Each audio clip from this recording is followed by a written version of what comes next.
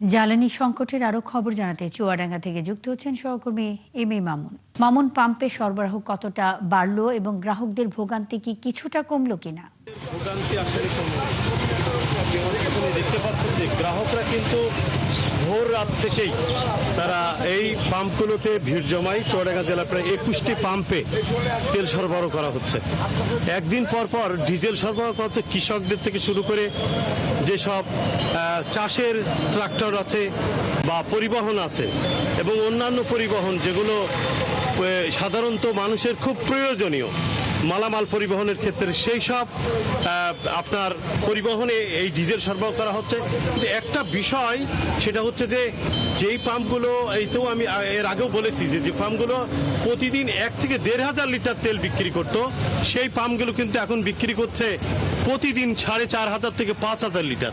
আমরা দেখতে পাচ্ছি যে ট্রাক্টরগুলো দাঁড়ায় আছে, সেই সকাল থেকে দাঁড়ায় আছে, তারা কিন্তু তেলের জন্যই অপেক্ষা করছে।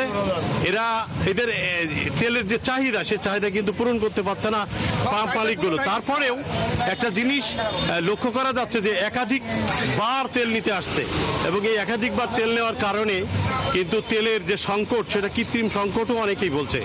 এবং বিশেষ করে যারা পরিবহনের সাথে আছে, বাইকার আছে, তাদের কিন্তু সমস্যা, তারাও কিন্তু একাধিকবার তেল নিচ্ছে এরকম অভিযোগ রয়েছে। তারপরে এদের সাথে কথা বললে তারা কিন্তু বোঝায় যে তেল তারা কিন্তু সময় মতো যখন শেষ হয় তখন নিচ্ছে। কিন্তু তেলের যে চাহিদা চুয়াডাঙ্গাতে এই 21টা পাম্পে প্রতিদিন প্রায় ধরেন 1 লক্ষ লিটার তেল বিক্রি হচ্ছে, কিন্তু তারপরও তেলের সংকট কিন্তু কাটছে না।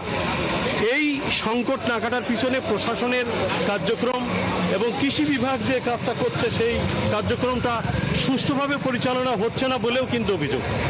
এ কারণেই চুয়াডাঙ্গা জেলাতে দেখেন এখনো এই যে লাইন দিয়ে আছে, আমরা সকালে দেখেছিলাম দীর্ঘ লাইন, এখন যান্ত্রিক চালিত যেসব ট্রাক্টরগুলো যে মাঠে চাষ করে, এখন ভরা মৌসুম চলছে, সামনে পাট বুনবে, তারপরে ওই পেঁপে লাগাবে এবং অন্যান্য ফসল যেগুলো আছে। এই চুয়াডাঙ্গা জেলাটা সমতল জেলা, যে কারণে প্রচুর পরিমাণে ফসল উৎপাদন হয়। এই সব ধরনের সবজি আবাদ থেকে শুরু করে এখানে প্রচুর পরিমাণে মাঠে আবাদ হয় এবং অর্থাৎ 12 মাসেই কৃষকদের প্রয়োজন হচ্ছে ডিজেল।